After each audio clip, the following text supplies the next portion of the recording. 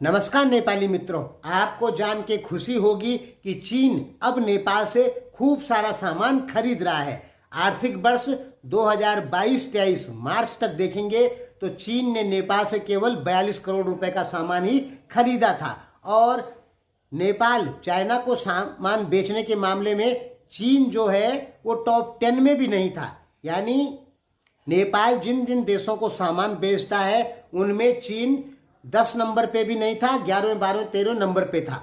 और इस साल यानी आर्थिक वर्ष 2023-24 मार्च तक आप देखेंगे तो चीन ने बहुत बड़ी छलांग लगाई है और 5वें नंबर पे आ गया है नेपाल से सामान खरीदने में। ये आपके लिए बहुत खुशी का समाचार है। देखिए, कोरोना काल में तो खैर चीन ने सामान नहीं खरीदा, लेकिन आर्थिक वर्ष 2022 और 23 में आप देखेंगे तो चीन ने 42 करोड़ रुपए का सामान नेपाल से खरीदा था और उस समय टॉप 10 में भी नेपाल का व्यापारिक पार्टनर नहीं था चीन, लेकिन आज 5वें नंबर पे आ गया है। इस साल चाइना ने आर्थिक वर्ष 2023-24 में नेपाल से 2.5 अरब रुपए का सामान खरीदा है। यानी बहुत ज्यादा बढ़ोतरी हुई है, लगभग 500% बढ़ोतरी हुई है। दोस्तों, ये बहुत बड़ी बात है कि 500% बढ़ोतरी होना।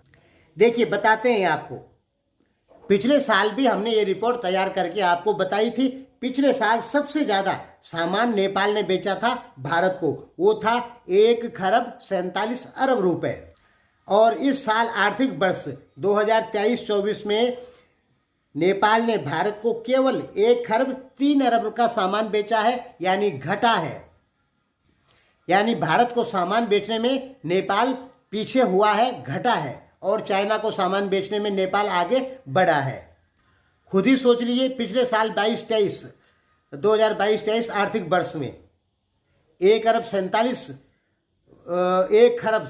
अरब का सामान बेचा नेपाल ने भारत को, और इस साल 1 खरब 3 अरब हो गया। घटा कि नहीं बटा? बहुत घट गया, 44 अरब रुपए घटा है सीधे। अमेरिका को पिछले साल 2022-23 आर्थिक वर्ष में 11 अरब का सामान बेचा था नेपाल ने, और इस साल लगभग 17 अरब 31 करोड़ का सामान बेचा है। यानी नेपाल ने यहां भी सफलता हासिल की है सामान बेचने में अमेरिका को, सीधे लगभग 6.5 अरब रुपए बढ़ा है।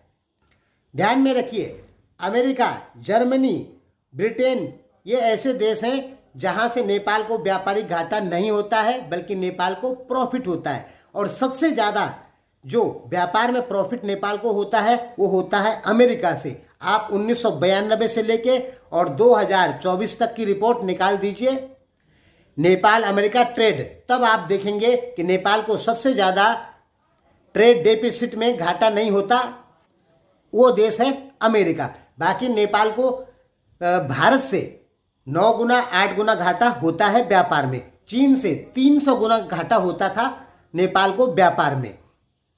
यूएई से भी होता था, जापान से भी हल्का फुल्का होता था। केवल अमेरिका ऐसा देश था, ब्रिटेन ऐसा देश था जहां नेपाल को घाटा नहीं होता था। भारत और चाइना से तो होता था। भारत जहां 8 खरब रुपए का सालाना सामान नेपाल को बेचता है, वहीं भारत 1 या 1.5 खरब का सामान नेपाल से खरीदता है। वहीं चाइना जो 3 खरब रुपए का यानी 300 अरब रुपए का सामान नेपाल को बेचता है। इस साल चाइना ने 2.5 अरब का सामान नेपाल से खरीदा, जबकि पहले करोड़ में यह संख्या थी, इसलिए 5 गुना बढ़ोतरी हुई है चाइना जो नेपाल से सामान खरीद रहा है उसमें। ध्यान में रखिए, जो देश जितना ज्यादा सामान बेचता है वो उतना ज्यादा संपन्न होता है, क्योंकि सीधी सी बात है, हमारी दुकान है, हमारी दुकान पे बिक्री होगी तो हमें प्रॉफिट होगा ही होगा। और दोस्तों, आपको ये जान के बड़ा दुख होगा कि नेपाल जहां $4 बिलियन का व्यापार कर रहा था आर्थिक वर्ष 2022-23 तक, अब वो व्यापार घट के $2 बिलियन हो गया। यहाँ पे नेपाल को जबरदस्त नुकसान हुआ है। और ये घाटा कैसे हुआ? क्योंकि नेपाल ने भारत के साथ में जो सामान भारत को बेचा जाता है उसमें ISI मार्क का पालन नहीं किया। हालांकि नेपाली मीडिया का कहना है कि इसमें भारत की गलती है, लेकिन जो सच और सही बात है उसमें नेपाल की 100% गलती है। अब ये